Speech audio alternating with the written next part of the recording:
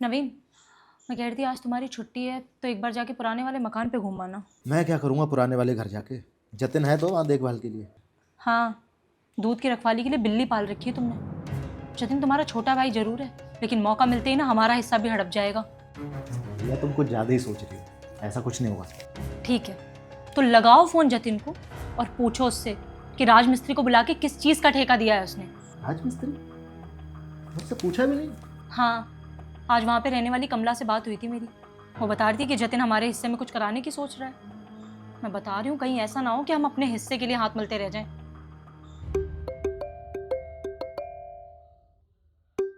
जतिन का ही फोन है, देखते हैं क्या कहता है। भैया राम राम। हाँ राम राम। जतिन क्या सुन रहा हूँ मैं ये, तू मेरे वाले हिस्से में कुछ काम कराने की सोच रहा है? हाँ भैया, मैंने उसी के लिए आपको कॉल की है।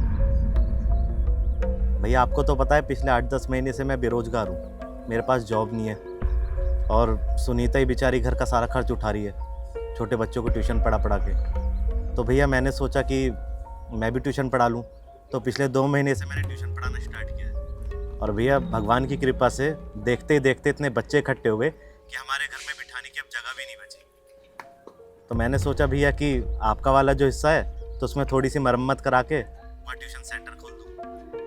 तो इसलिए भैया मैंने राजमिस्त्री को भी बुलाया था। हाँ अच्छी बात है कि तेरा ट्यूशन का काम चल पड़ा है, लेकिन मेरे वाले हिस्से में काम करने से पहले मुझसे पूछ तो लेता। भैया मैंने सोचा कि घर की तो बात है और आप कौन सा मुझे मना कर देंगे, और वैसे भी भैया भगवान की दुआ से आपके यहाँ कोई कमी तो है नहीं, और ये जगह तो आपके पास फालतू ही पड़ी है।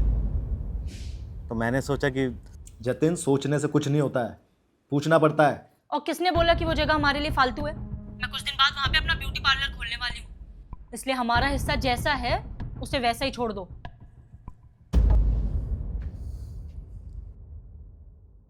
देखा, काम नहीं बना तो मुंह बना लिया। देखो, तुम जाओ या ना जाओ, लेकिन आज मैं जाकर के उस जतिन के बच्चे से अपने रूम की चाबी लेके आऊंगी।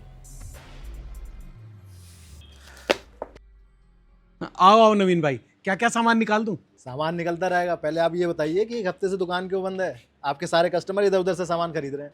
अब क्या बताऊं नवीन भाई, ये दुकानदारी रिश्तेदारी और परिवार से ज़्यादा थोड़ी है। मैं अपने गांव चला गया था, वहाँ मेरा छोटा भाई रहता है, खेती बाड़ी किया करता था, लेकिन अब उसकी तबीयत ज़्यादा ख़राब रहने लगी है।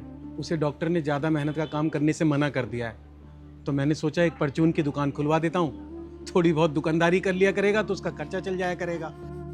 अब आप ही बताओ नवीन भाई, हमारे बाबूजी तो हैं नहीं, मैं ही उसका बड़ा भाई हूँ, समझ लो मैं ही उसका बाप हूँ। अगर मैं नहीं सोचूंगा तो उसके बारे में कौन सोचेगा? रिक्शा। अरे सामान। जतिन, ये क्या कर रहा तू? अरे प्रणाम भैया। प्रणाम। तूने मेरे सवाल का जवाब नहीं दिया। अरे भैया वो त्रिपाल बांध रहा था, वो आज से मैं बाहर ट्यूशन पढ़ाई करूँगा और सुनीता अंदर पढ़ाई करेगी। बहुत बड़ा हो गया तू। मैंने तुझसे तेज लहजे में बात क्या कर ली, तूने फोन ही काट दिया और पलट के बात भी नहीं करी। भैया आपका हिस्सा है, आपने मना कर दिया तो मैं आगे क्या ही बात करता। बाकी भाभी आई थी चाबी मांगने, मैंने उन्हें लौटा दी। प्रिया ने तुझसे चाबी ले ली? हाँ भाभी थोड़ी देर पहले आई थी, शायद कमला के यहाँ बैठी हैं। रुक। प्रिया, मैं जतिन के पास खड़ा हूँ, ज़रा आना इधर। जतिन एक बात बता, क्या तूने बचपन से लेके आज तक मेरी हर बात मानी है? बचपन की तो याद नहीं भैया, लेकिन जब से होश संभाला है आपकी हर बात मानी है और आगे भी मानूंगा। ये ले 20,000 रुपये रख और दोनों कमरों की अच्छे से मरम्मत करा, नए बेंच कुर्सी डालियो, अच्छा सा सेंटर बना। अगर और पैसों की ज़रूरत हो तो मांग लियो। ले रख। लेकिन भैया भाभी। अरे रखना, भाभी से मैं बात कर लूँगा। नवीन, ये किस बात के पैसे दे रहे हो तुम इसे? बताता हूँ, पहले चाबी दो।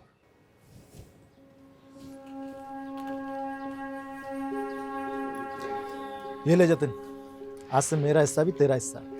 तुझे इसमें जो करना है, जब तक करना है कर। ये क्या कर रहे हो तुम?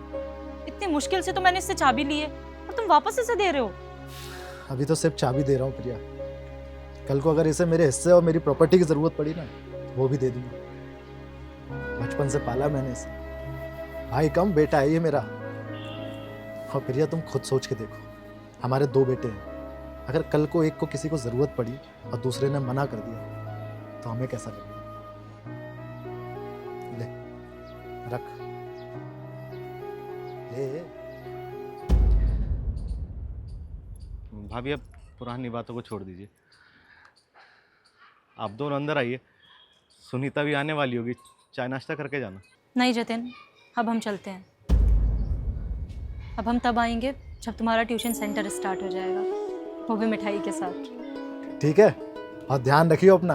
और किसी भी चीज़ की ज़रूरत हो तो याद रखना, तुम्हारे भैया भाभी हैं। ठीक।